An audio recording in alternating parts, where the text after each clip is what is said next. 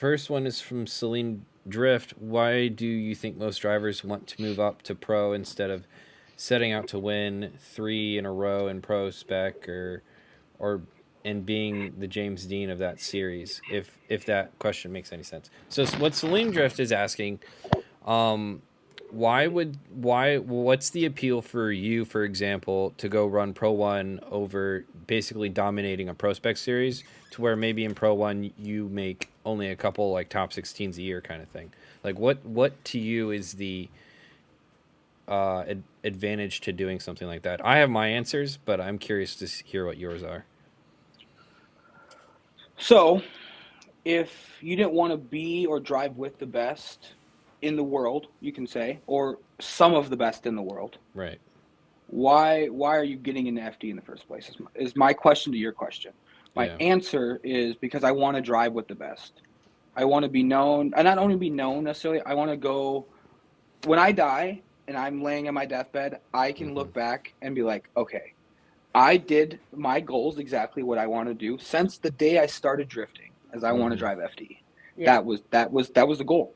Right. Like went to Vegas Drift in 2012, I think it was, or 2013, and I was locked in. I bought my first Sparkle seat. I literally cuddled that the whole way home from Vegas in the back of my buddy's Mitsubishi Lancer, dude. It was the worst ride of my life ever. And I went to jail that weekend too in Utah.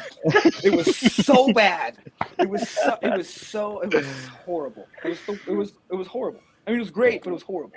Yeah. That's amazing.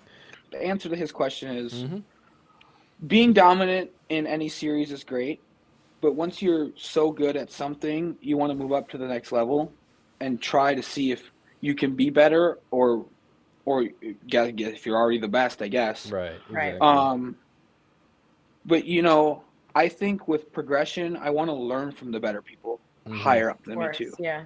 But yeah, I mean, and just from my perspective as well, there's such a big, drastic change in viewership, change in sponsorships, change in literally everything in between the two series. Like, Prospect Series, great, especially for people that are getting better in driving and stuff like that.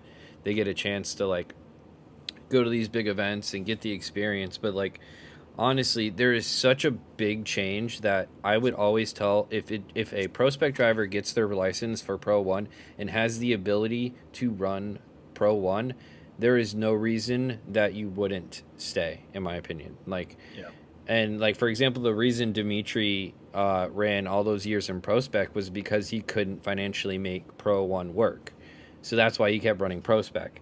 If he had the opportunity to go up earlier, he would have. So it's like from every aspect, like if you want to actually get money in drifting, you have to go run Pro 1. If you want larger following, you probably should go run Pro 1. If you want to get the more viewers, like everything is just cranked way up compared to Pro Spec, and it's just again, like you said, it's the ultimate goal for competitive drifting out here in America. Ultimately, so it's to like be a better driver in itself, go to Pro I think 1. it's Again, even like, you're simpler only than as that. good as the competition that you're against.